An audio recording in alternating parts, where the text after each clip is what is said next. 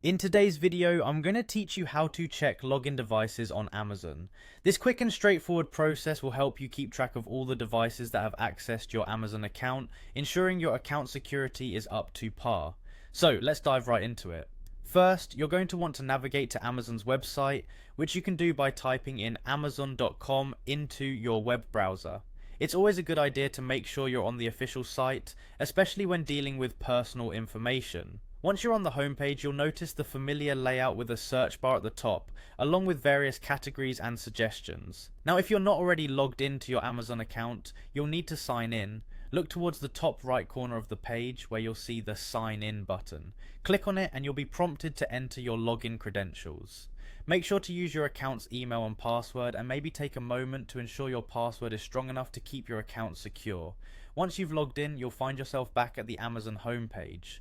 Here, the next step is to click on Accounts and Lists, again located at the top right part of the page, just beside where you previously clicked Sign In. This will bring up a drop-down list with various account management options.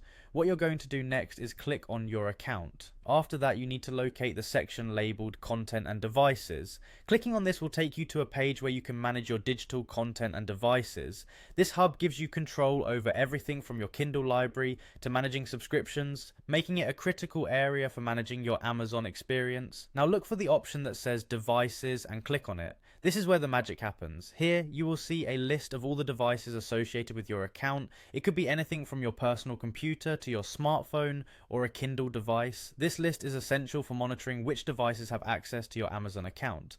At this point, it's a good practice to review the listed devices carefully. If you notice any devices that you do not recognize or no longer use, you can easily remove them, thereby safeguarding your account from unauthorized access. Keeping this list up to date ensures that only your trusted devices have access to your Amazon account.